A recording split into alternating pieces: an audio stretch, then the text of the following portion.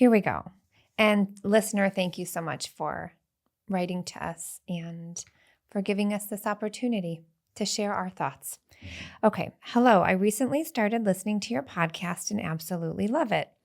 I wanted to write in and hope that you would do an episode on this topic. Between October 2022 and June 2023, my husband had an emotional affair with a female coworker. It ended with her treating him like trash and telling him he needed to figure his shit out and get over her and that she was over him.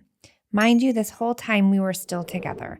I not once kicked him out. I kept begging him to stop talking to her socially inappropriately. And he continued until she again set boundaries. At some point, they started being friends again. They had a falling out a couple of months ago, went a whole month without talking, and then she confronted him. They talked about things and they started being friends again. Well, recently she texted him yet again, and she has feelings for him again. And he did tell her, listen, those feelings are gone for me. They've been gone for a while now. Anyway, she then started calling into work and he reached out and she said she called the crisis line and requested to see him.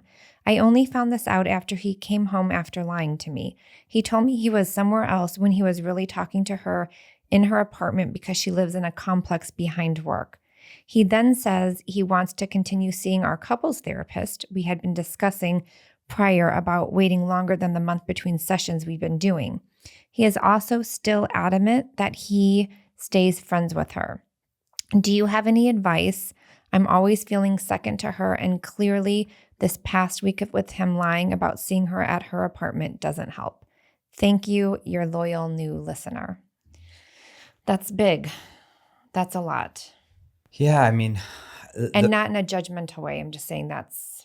Yeah, I mean, the first thing that jumps out at me is just like clarifying is one of the hardest things I think about emotional affairs is that there's sort of a real murky ambivalence about like, okay, what is this? Whereas like when someone has a physical affair, when they go out and they have sex with somebody else, they kiss somebody else, there's some sort of physical moment that changes what the relationship is. It's so very clear. A physical boundary has been crossed. Yeah, it's been crossed. There's no gray zone here. You know exactly what you're dealing with. With emotional affairs, it's so much more like, is this appropriate? Is this not appropriate? It's easy for a lot of misleading.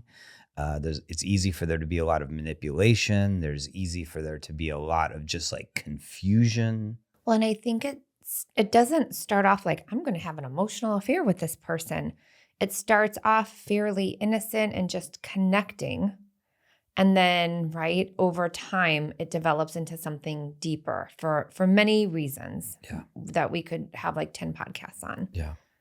Well, and because of the lack of clear like understanding of like what's the difference between just being friends with somebody at work and when does it become an emotional affair, that's why the act of creating boundaries is incredibly important once you identify something is going on here, or best case scenario, early in your relationship before you've dealt with any of this, making sure that you have an understanding of like, hey, if you did this, you would be crossing a boundary. Right. That would not be okay with me.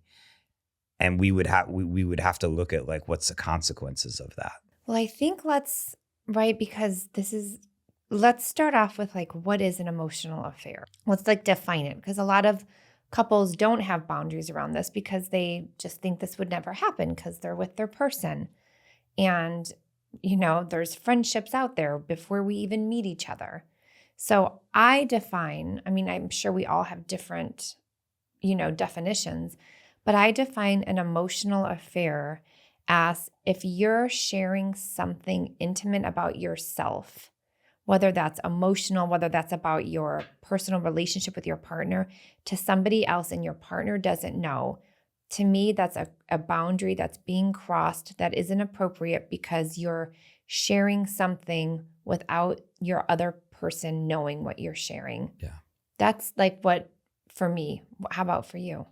A lot of it does, like, for me, come down to like establishing the boundaries of what's okay and what's not okay, because in one relationship there could be somebody who's like, hey, yeah, you can have a friendship with somebody else at work that where you talk about personal stuff, and that is absolutely okay with me. But my line in the sand is, if you go to that person to talk about something you're struggling with, and you don't go to me, that it's hard to just say, hey, this is what an emotional affair is, Right. this is what it isn't is. It's really about the comfort level and the boundaries that the couple has established together.